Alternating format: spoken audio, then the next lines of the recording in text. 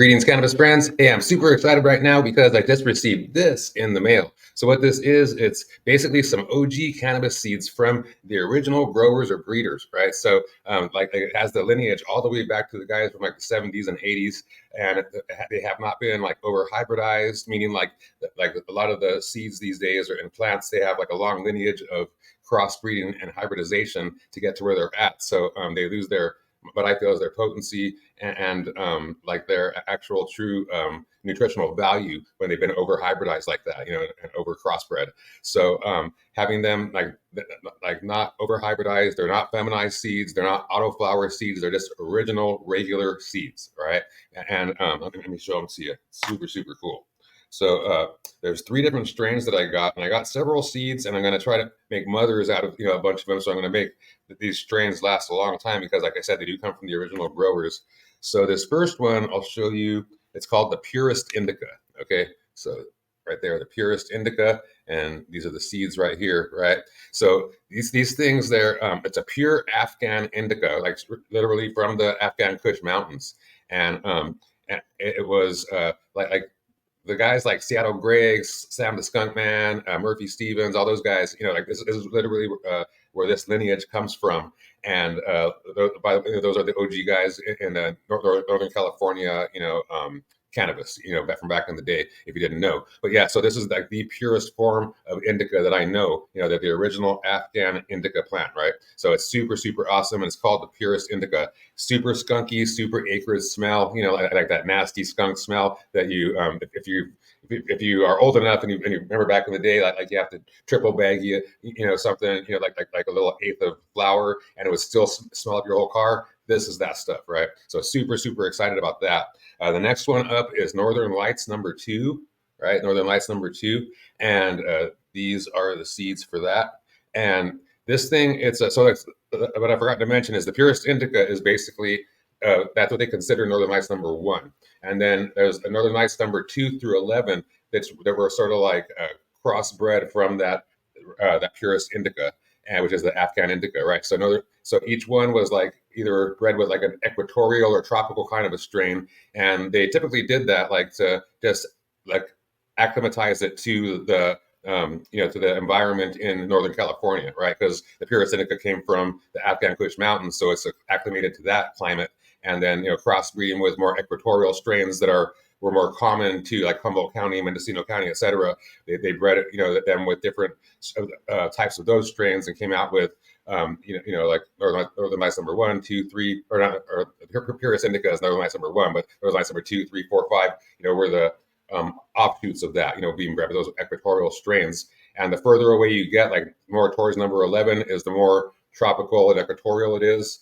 And then the closer you get to #1 is the more pure indica that you get. So this one is Northern Lights #2. So it's mostly that Purest Indica, but it has a little bit of an equatorial plant that was crossbred with it to acclimatize it and make it like grow stronger and healthier in the Northern California climate, right? So this one also has a really crazy, awesome, skunky smell. I love the skunky smell myself, right? Because I love to burn flower, in addition to the oil that we make.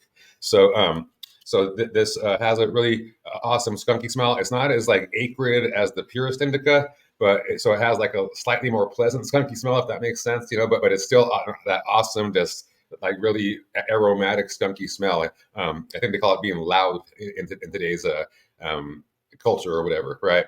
And then the last one, I got one more, and this one is super exciting as well. So skunk #1, right? So the original skunk #1. So this one definitely smells like a skunk plant, like that acrid, skunky smell. And it is like the OG seeds from way back, back in the 70s, 80s kind of a thing. And this one, like when you talk about heirloom variety seeds that haven't been, over hybridized and or genetically modified or any kind of thing like that, right?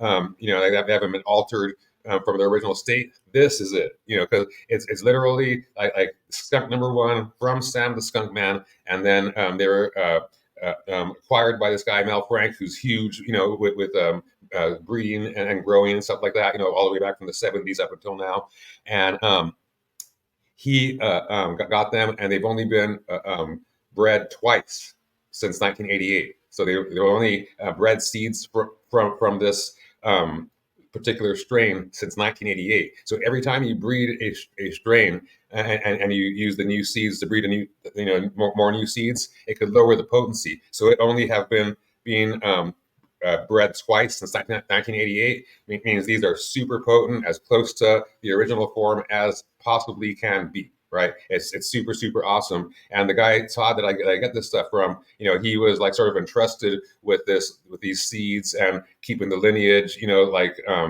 just intact basically. And this is my whole life. Like I eat heirloom variety food, and I get it, from like straight from the farm, most of the time.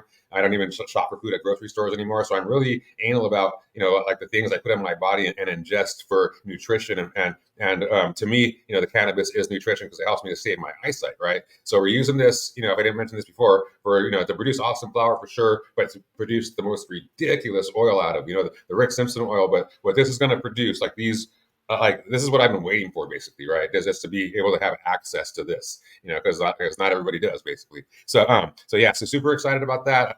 So I want to cut this short because it's a little bit late at night right now, and want to get to bed so I can get up and do some stuff with these seeds and get them popping right away. So, but yeah, just super excited about this. I'll keep you guys informed on the journey, from starting the seeds, growing, harvesting, curing, drying, curing, extracting and formulating into Rick Simpson oil, like that whole process, and testing the flower, testing the oil, everything. So it's going to be a super awesome ride, and I'm really looking forward to like being able to produce oil with this Purest Indica, the Northern Lights #2, and the Skunk #1. I'm so super excited. That's even just for me, for my own eyesight. I'm super excited. So that's it. That concludes this episode of Cannabis Friends and 420 Buds. Be sure to like this video, subscribe to this channel if you do enjoy this type of content, and share it around with your friends so you can spread the good word. This is Al Morenton with Cannabis Friends and 420 Buds. I hope you have a beautiful day. Peace.